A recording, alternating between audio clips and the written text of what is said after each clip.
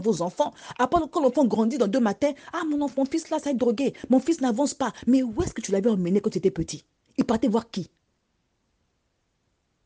Il partait voir qui quand tu étais enfant? Où est-ce que tu as emmené ton enfant?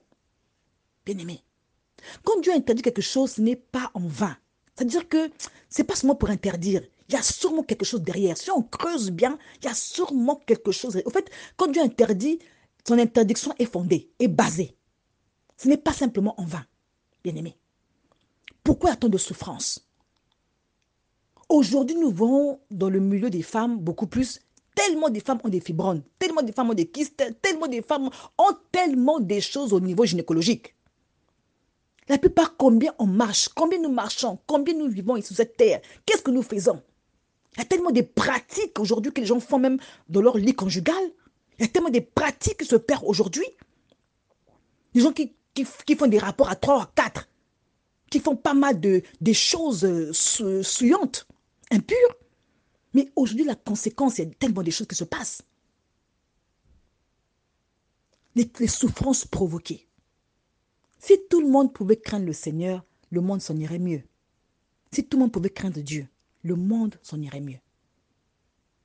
Mais comme ce n'est pas le cas, bien-aimé, comme ce n'est pas le cas, voici qu'il y a pas mal de souffrances.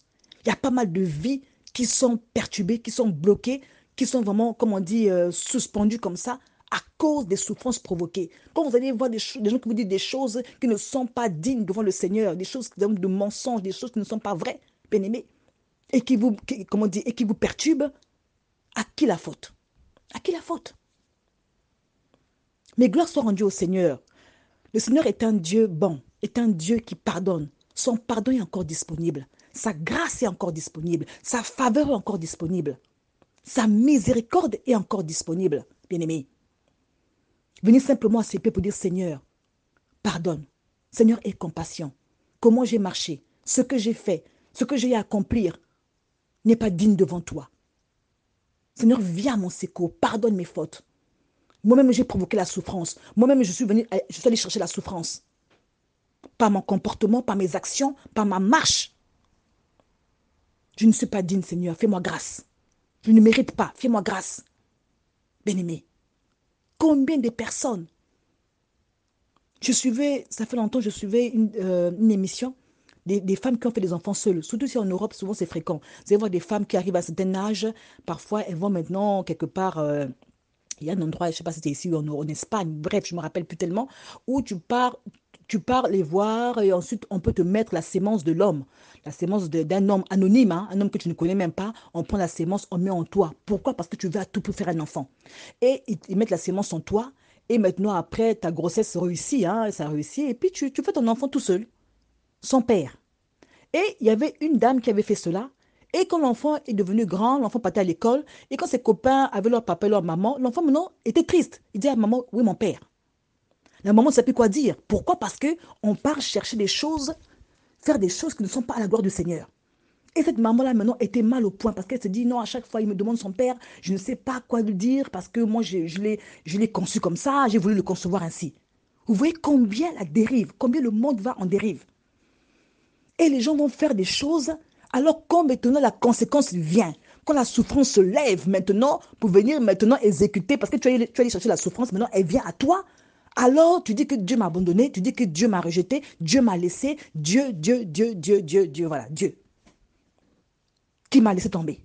Bien aimé, au fond, c'est nous-mêmes qui allons carrément chercher la souffrance, nous allons même toquer à sa porte, qu'elle vienne. Comme le peuple d'Israël. Ils firent ce qui déplaît à l'Éternel. Alors le Seigneur suscita maintenant, comment on l'appelle, le roi de Mésopotamie. Le Seigneur suscita le roi de Moab. Après, c'est le roi de Canaan, Yabin. Dieu les suscita afin qu'ils puissent asservir son propre peuple. Au fond, Israël est un peuple choisi par le Seigneur, un peuple élu. Mais quand ils ont fait ce qui déplaît à Dieu, Dieu a suscité maintenant leurs ennemis qui puissent maintenant les combattre et les vaincre. Il y a parfois, lorsque nous nous comportons mal, Dieu va faire que certaines situations viennent à nous. Il y a parfois des gens que le Seigneur a touchés à travers une maladie. Il fallait que la maladie vienne pour que tu puisses venir au Seigneur. Il fallait peut-être que les troubles viennent, ou bien la stérilité, ou bien toutes sortes de blocages arrivent pour que tu puisses venir à Dieu. Si Dieu ne permet pas ça, tu ne viendras pas. Et des choses parfois...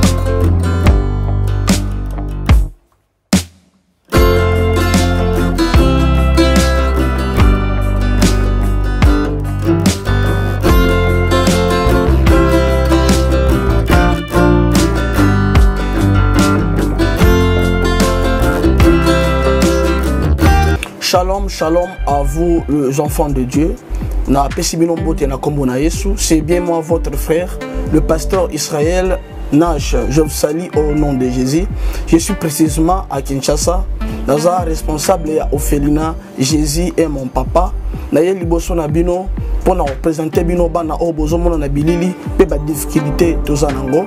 Na bandaki musala o ça fait longtemps ya kobokola bana selon ainsi dit l'Éternel. Mais ba difficulté ezamingi, difficulté ya loyer parce que tozo foutela et puis difficulté à foutre la bana minerval pour to chuto bandaki to pesa qui avance mais tikali ndambo nazo banga ke bana oyo bakata classe bakoma nango na sukate. C'est pour cela Dieu m'a mis au cœur na lancé message oyo na bato nyonso ya motema malamu basunga bana oyo bozomona na bilili bana oyo bozomona na bilili ndambo na juna rompengaba ndambo victoire ndambo limité et puis ndambo l'état pesingai pona bande kolanga nyonso ba congolais bobi ba réalité nini to passer nango na mboka soki nga simple individu na ndimi kozwa bana oyo na bokola na ainsi dit l'Éternel soki l'état s'est décidé to mona suba fazer na zelate c'est difficile ya osala ngonga moko. C'est pour ça nazo lancer appel na bana nyonso nzambe pona classe ya bana oyo pona loyer na bango kolata pe kolia na bango na osenga na bato nyonso baza cœur sensible pe baza na motema bosunga ba sunga biso pe ba salisa biso toza na commune ya Kalamu quartier Kauka référence ya monene tokangami na université Kimbangiste avenue comme on eza Marin le numéro 16 numéro de téléphone na biso pona bato balingi ba contacter biso pona ba détail mosusu eza plus 243 89 72 32 229 nzamba pambola bato nyonso yo ba ko assister biso.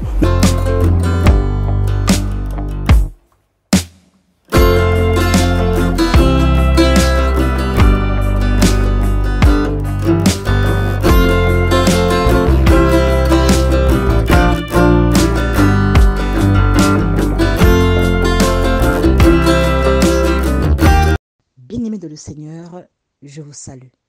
J'espère que vous allez bien par la grâce de Dieu. Moi, de mon côté aussi, ça va bien par la grâce du Seigneur. Alors, prête l'oreille, écoute ceci. Je vais simplement prier et après, je parlerai du thème d'aujourd'hui. Tendre Père, merci pour ta grâce, ta présence, ta fidélité, ton amour, ta constance, Seigneur. Merci pour ta bonté. Merci pour tout ce que tu fais dans notre vie chaque jour, Papa. Nous voulons recommander encore ce temps entre tes mains. Je recommande chaque personne, chaque vie, chaque cœur, chaque oreille qui va écouter ce message entre tes mains. Seigneur, afin que tu touches, afin que tu puisses bénir, afin que tu puisses impacter chaque vie dans le nom de Jésus-Christ. Tout ce qui n'est pas de toi, tout ce qui est des ténèbres soit totalement écarté, dissipé, chassé, neutralisé, banni au nom puissant de Jésus-Christ. Seigneur, prends simplement le contrôle pour ta gloire. Dans le précieux nom de Jésus que j'ai ainsi prié. Amen. Alors, bien-aimé, prête l'oreille, écoute le thème d'aujourd'hui, la souffrance, partie 2.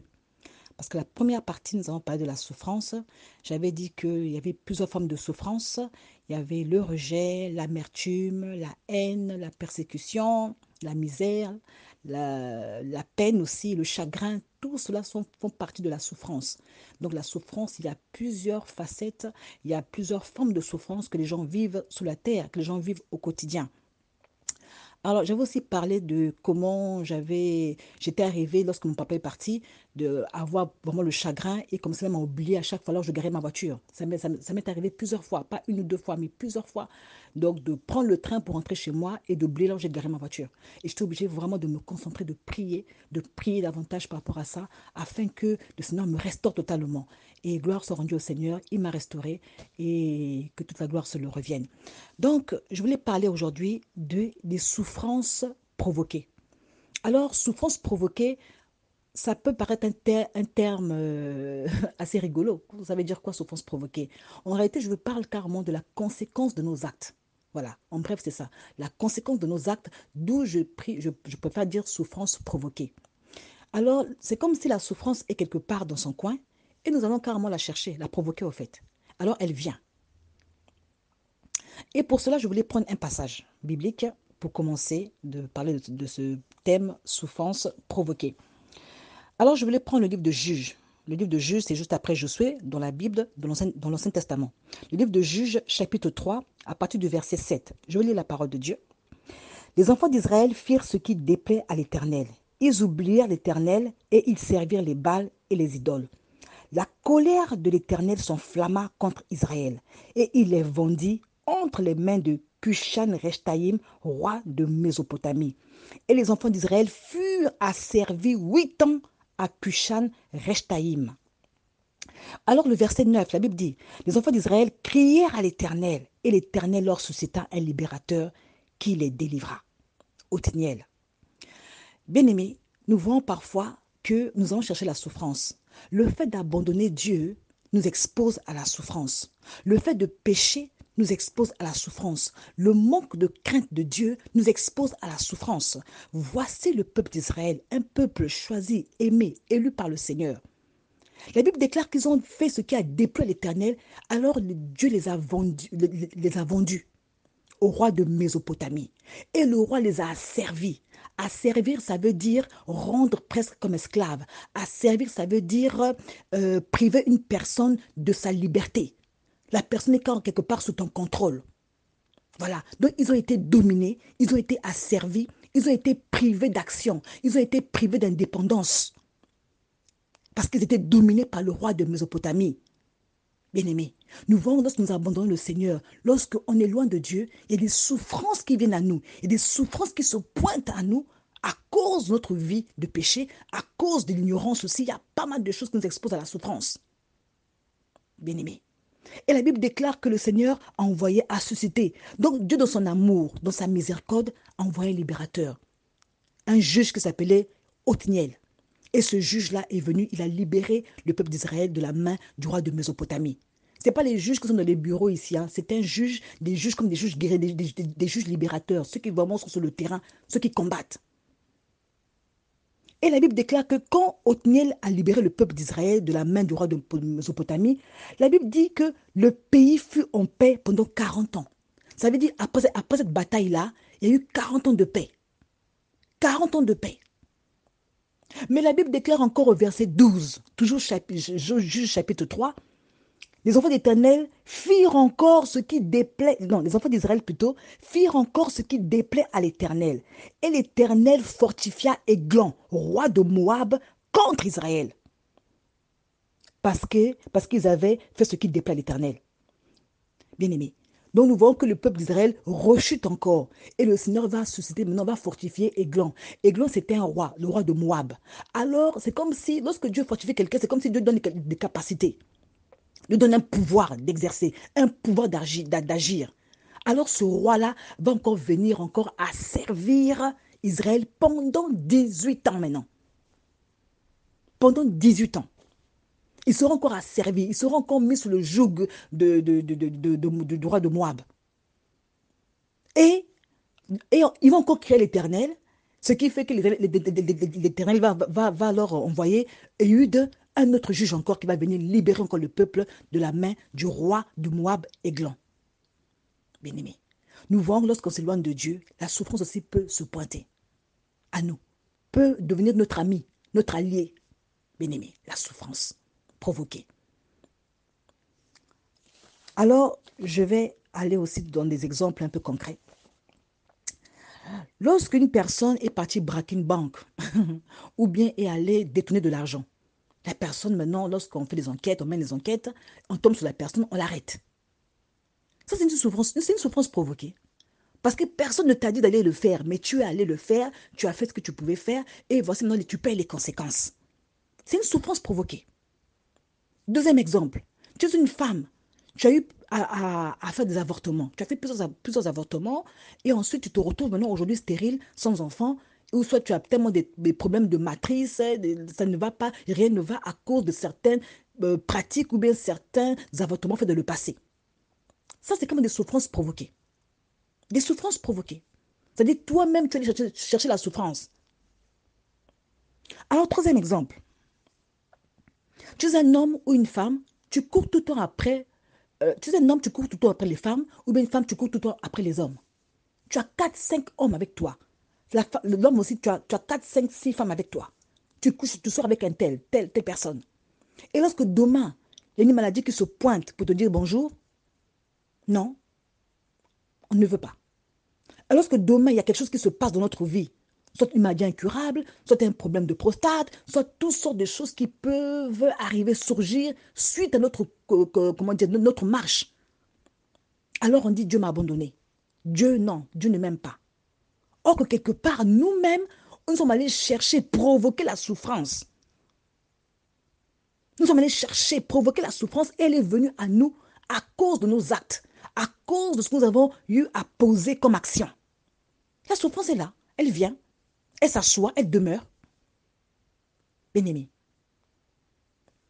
Il y a parfois des gens qui boivent tellement, c'est-à-dire qu'une consommation excessive d'alcool. Alors dans 2 matins, on a un cancer de foie, on a un cancer de la bouche, un cancer du côlon.